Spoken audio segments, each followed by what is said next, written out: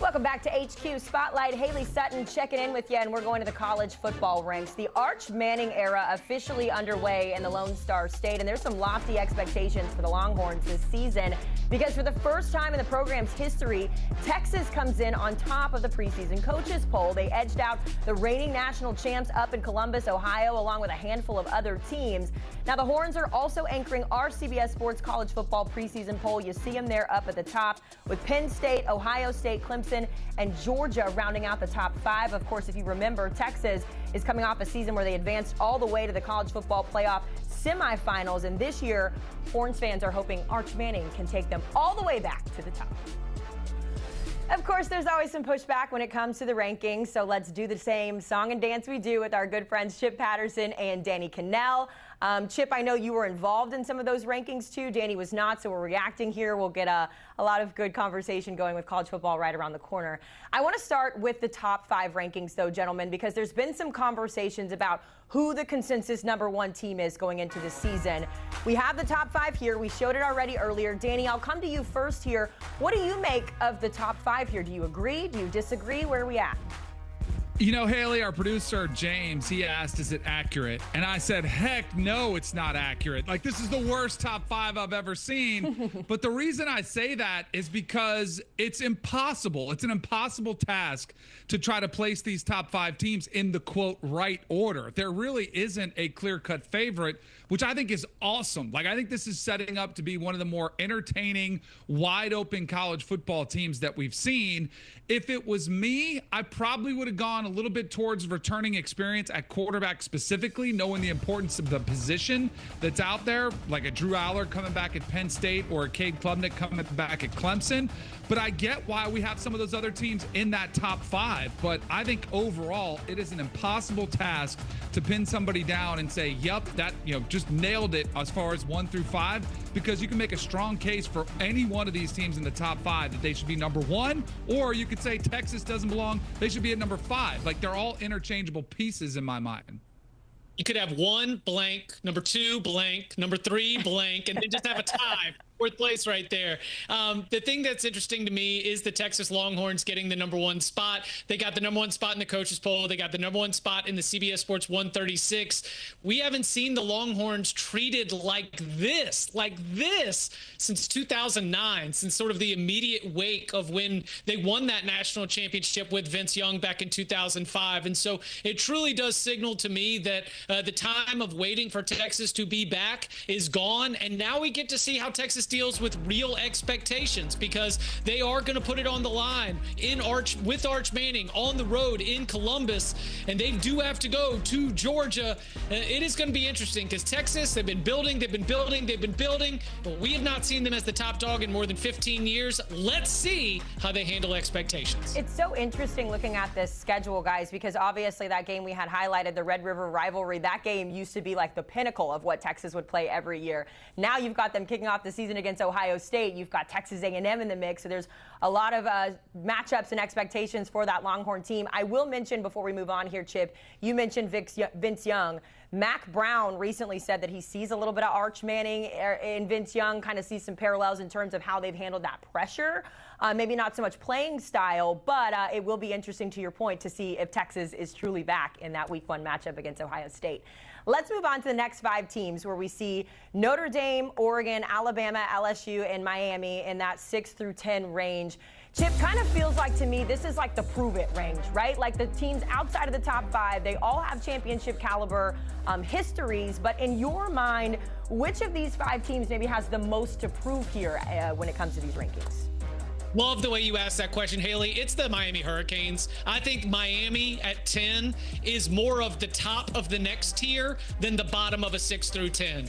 That you get through 9, you feel really good about all those squads, and then you just start grabbing. And what do you grab? You grab one of the most talented rosters in the country, a group that's built up along the offensive and defensive line. You've got future NFL draft picks in Francis Mauigoa and Ruben Bain in terms of what you've got in the trenches, and you've got a big wild card with Carson Beck. Is Carson Carson Beck fully healthy? Can Carson Beck get anything close to the level of production that Cam Ward got? I personally, my bet is no. My bet is that this Miami Hurricanes team has to be a different kind of Miami Hurricanes team in order to be successful. So the Miami team is the ultimate prove-it team in that prove-it range. Danny, to take it a step further, of those 5, which of these teams do you maybe feel like could be a sleeper, maybe moving up or kind of surprise some people this year? So, Haley, it's interesting because we're still in the top 10. Sure. People aren't sleeping, but I feel like they're kind of just flying under the radar a little bit. When we were at Big Ten Media Days, it felt like the conversation was revolving around the national champions coming through Ohio State. Can they repeat? And they're getting a lot of pieces back.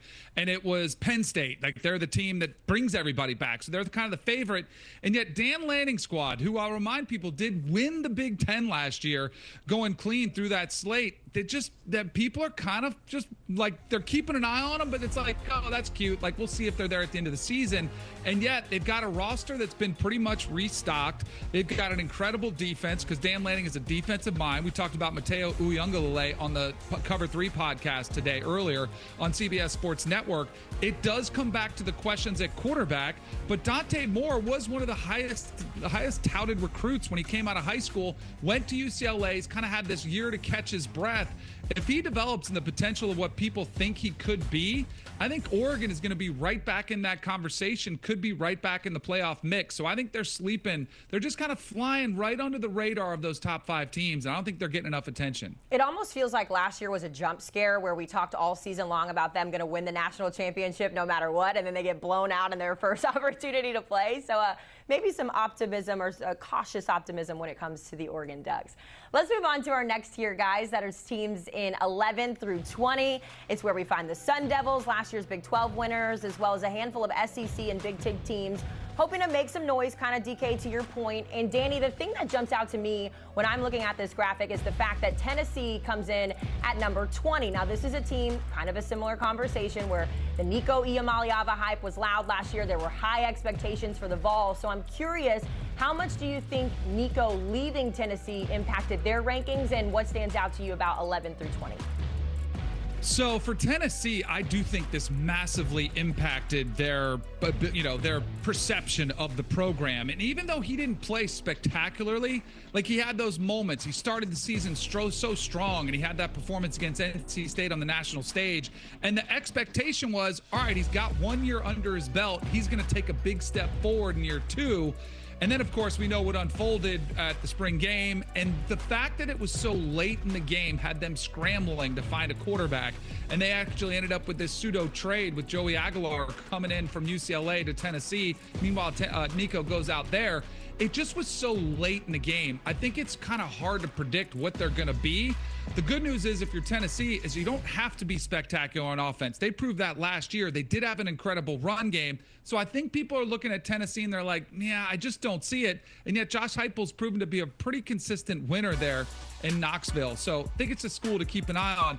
The one that drives me nuts, and I just want to get this off my chest, because we have way too many Gators around the office, and I'm wondering if they're in their campaign, like Jacqueline, Zach. We've got people, that work at our desks that help us with the shows.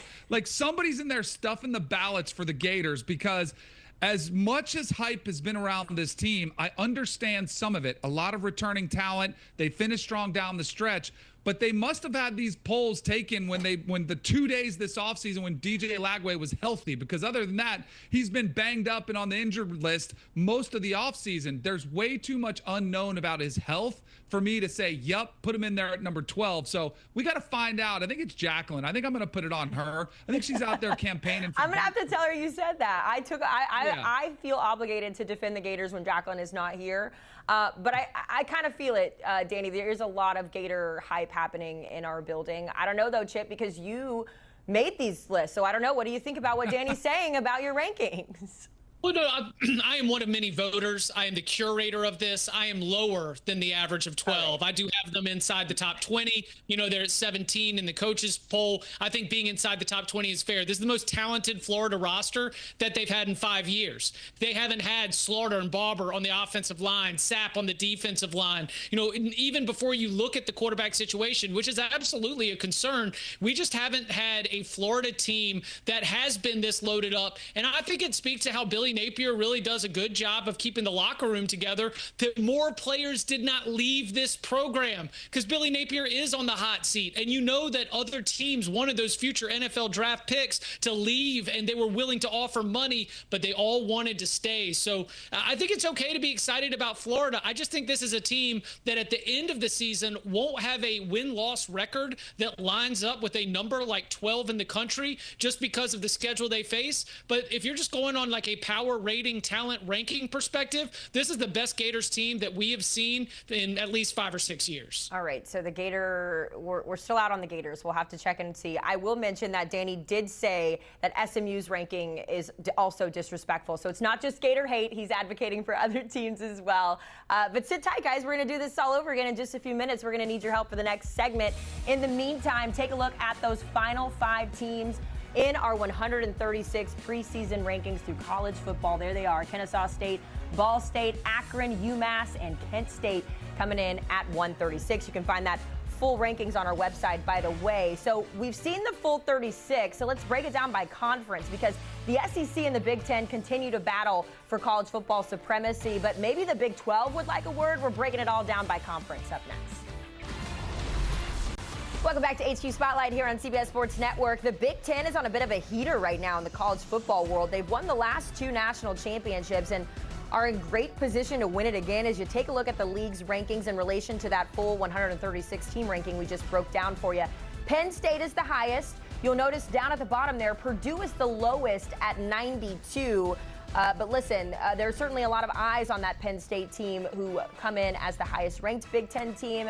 Everyone is saying, is this the year for James Franklin? Let's talk about all of the conferences and how they rank up with our 2 guys. We've got Chip Patterson and Danny Kanell joining us here for some more rankings. I did mention this earlier. Chip was a part of this ranking process. Danny was not, so keep that in mind as we go through this segment, because I'm sure we're not going to hit any sort of disagreements. We're all going to be on the same page. And we're going to get started with the Big Ten, fellas. We saw those rankings just now on our way down to that final tier. DK, I know you kind of mentioned, and we've talked about it before, Penn State should be ranked a little bit higher, maybe even Clemson being ranked higher. When you look at those Big Ten rankings, what other teams are you sort of scratching your head about? Do you agree with? Where are we at when it comes to how CBS ranked the Big Ten? So there's a couple teams on here I wanted to talk about just because of the potential, what I think they could be. And I think Chip will be on board with me on this one, because I think he's fallen in love with USC every single offseason since Lincoln Riley's been there. But we did get a chance to sit down with Lincoln Riley, and he had sort of a quiet confidence about him. You don't get the sense that he's somebody who could be on the hot seat if he's one bad season away. But obviously they like their quarterback, Jaden Maeva. They bring him back. They don't go in the portal. So they've liked enough what they've seen from this past season when he took over for Miller Moss. And Lincoln Riley is somebody you have to kind of trust with the quarterback position. We had Elijah Page, their big tackle, on there. They made some changes to the staff, especially the strength staff, which I think this brings a little bit more toughness to the team. So I have USC as a team that could be that team that I think finishes the season a little bit better than people think. The team that I love is Iowa. Mark Gronowski, keep that name in the back of your minds. He is a quarterback who's won multiple national championships at the FCS level at South Dakota State. Also won the Player of the Year award for that one, similar to the way Cam Ward did back when he was at Incarnate Word. And I think he could have a big impact on Iowa's offense, which has been well documented how atrocious it's been. But I found a stat that since 2020, when Iowa scores at least 21 points, which is not that high of a bar, they're 32-1. They are always going to have a great defense that's out there. Kirk Ferentz, one of the most well-respected, longest tenured coaches in the game. I think Iowa could take a big step forward, specifically because they'll finally have a competent quarterback under center. Yeah, Kirk Ferentz also admitting to us that it's been a while since he has felt confident about his quarterback position. I mean, what honesty that we got from Iowa's coach. And yes, he's right about USC. They hired Tremaine Carroll as their new strength and conditioning coach, and all the players just talked about what the impact he's had all through the offseason. And Lincoln Riley, now that he's hired Chad Bowden as the general manager, gotten the strength program right, raised some money when it comes to the facilities, he can finally get back to coaching ball. How does it feel? He said, quote, phenomenal. Listen, Chip, you're hitting us with some great quotes. I can't get over Kirk Ferentz being so honest about his quarterback room, but we'll have to wait and see how it looks for the Big Ten. We know the season begins on CBS when Penn State hosts Nevada, so we'll keep our eye on that. In the meantime, let's go over to the SEC, and we're going to start with a look at those rankings. Of course, Texas coming in at number 1. No surprise, they're the number 1 overall team in that rank of 136, but you've also got Georgia, Bama, LSU, Florida. There you go, Danny, in that top 5 or that top 6, I should say. Danny, we know about those top 5 teams, though. So where are you going in terms of your SEC rankings here? Where do you feel strongly that we got them right or wrong? So there's a couple teams that I think are very interesting that could take big steps forward this year, and boy, some of the coaches need them. Now, I don't think Mike Elko at Texas A&M is a position where he needs to take a big step forward, but this team has kind of been what it is, around 8 or 9 wins, and that goes back to Jimbo Fisher. It goes back to Kevin Sumlin. They just haven't been able to take that step forward, but as is the case typically, they have a really talented roster. In Bud Elliott's blue chip ratio, they're 3rd in the SEC behind Alabama and Georgia, with majority of their roster being 4- and 5-star talent. I think that Marcel Reed is actually a quarterback that added a running element to their offense, which I think will fit in well with Colin Klein and the offensive coordinator, what he wants to do. I think Mike Elko, he's taken over more of the defense this season. I think they take a step forward there. With a dynamic quarterback, if they just get some more consistency out of Marcel Reed, I think they could be a team that's standing there at the end. And then a complete wild card for me are the Auburn Tigers. Like, this is a program that it's been like Hugh Freeze is on the hot seat already, whether he knows it or not. I think he has to get to 8 wins. And we've talked a lot about Jackson Arnold, who comes in from Oklahoma. They paid him a bunch of money to come there. They go get Eric Singleton in the transfer portal, the number 1 wide receiver. And then we've talked a lot about Hugh Freeze, how he's trying to build up Jackson Arnold's confidence, which is sort of a red flag, because it's like, all right, well, why do you have to baby him in practice? And he's trying to orchestrate practice so that he has good plays and he builds up that confidence. If they can get the ball rolling, and it doesn't get easy, they start off the schedule pretty tough with a Friday night game at Baylor. But if they can get that confidence heading the right direction, Auburn has sort of been all in this year on the portal and building talent and have a competitive team in the SEC. Hugh Freeze desperately needs it so we can stop talking about his golf game. But I think Auburn's that wild card that if they get hot, they could have a surprise season. Yeah, Auburn's got one of the best wide receiver rooms in the SEC. You know, they have loaded it up both with Cam Coleman. You've got Singleton. You've got all the pieces around for Jackson Arnold to be successful. And if he's not successful, I'm really worried about where that Auburn team might be, because so many of the toughest games on their schedule are all right there at the beginning. And when you have a coach that's on the hot seat, you start to wonder, you know, where's the mentality of that group? Where's the mentality of that coaching staff going to be when those games against Arkansas, when those games that are a little bit more winnable are coming up in the second half of the season? Auburn has to get started. I'm not going to say that Hugh Freeze is either going to be celebrated or fired based on what happens against Baylor, but I would definitely try to make sure that you are not 3-4 through 7 games, or else the outlook might not be as bright. I feel like the SEC is better when the Auburn Tigers are competitive, especially as someone who's worked in that market, has seen the rivalry between Auburn and Alabama. It just doesn't feel right when Auburn isn't up at the top. So I'd like to see them kind of rise the rankings a little bit there. And you're right, Danny, no more golf for Hugh Freeze, because I'm tired of hearing about it. Let's go over to the ACC. Danny, your old stopping grounds. As we take a look at the rankings there, it is Clemson coming in at number 4. They lead the ACC rankings with Miami close behind there at 10. SMU coming in at 17. There's a lot to talk about, though, when it comes to the ACC in 2025. And, Danny, we're going to start by talking about your Florida State Seminoles. They come in at number 41. We all know last year was a weird year. The year before was a weird ending to the year. So as you come into the season and looking at Florida State, what they have done, how do you feel about that 41? Do you see them being ranked higher or lower when the season comes to a close? Oh, man, Haley, I hope it's higher. Like, I really do. But I think Florida State is one of the hardest teams in the entire country to handicap. Like, what are they going to be? Because yet, once again, for the 3rd year in a row, they've gone heavy to the transfer portal to rely on a big turnaround. And 2 years ago, we saw them strike gold when they went all the way undefeated through the regular season, an ACC title, and then, of course, lost in the bowl game against Georgia. But and then that last year it comes off the rails completely. So I don't know what we're going to get. Like, what version? Are we going to get the team that went undefeated, or are we going to get the one that hung it up last year with poor quarterback play and went 2-10? I will say this.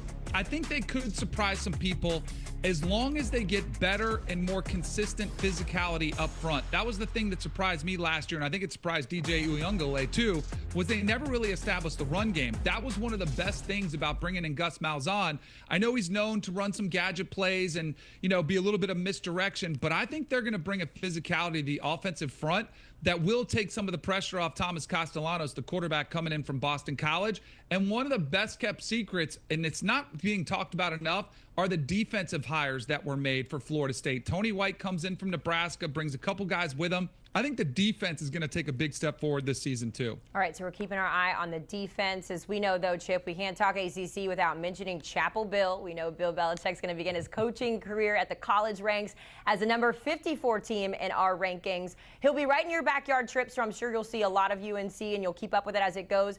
What are you watching for, though, when it comes to Bill at the college level?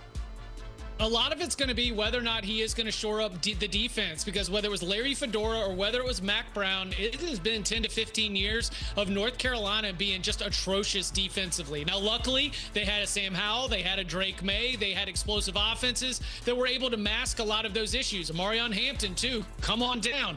But they don't have that right now. They just do not have the skill position talent like they did during the Mac Brown 2.0 era. So it's going to be a group that's going to have to get better defensively. I think they're going to play a lot of one possession games, and in terms of the CBS Sports 136, I think they're going to finish higher than where they are ranked. To call this back to our Florida conversation, Florida's at 12. They won't finish at 12 because the schedule's too hard. North Carolina's in the 50s. They won't finish in the 50s because the schedule's so easy. This is the best possible schedule that Bill Belichick in North Carolina could possibly have for year one of his time in Chapel Hill, because they are going to have equal talent to most of the teams on their roster. Now, can Bill Belichick be the X factor? We'll see. I just will mention that his first season in Foxborough, he went 5-11, I should say, before he went on to win 6 Super Bowls. So if things don't go well this year, guys, we don't have to hit the panic meter just yet. But college football is right around the corner. Chip Patterson and Danny Kanell helping us get ready for it by breaking down the rankings of all 136 teams. You're looking at the teams represented from the Big 12. It is Arizona State, the highest ranked team from our CBS Sports preseason rankings after a magical year last year. They're hoping to run it back behind head coach Kenny Dillingham and the crew. You've also got Baylor in there as well, but certainly will be interesting to see who wins the CFP. All eyes on Texas right now and Arch Manning. There's a lot of expectations as they come in at plus 600, but you can't count out last year's champion Ohio State right behind them at plus 650.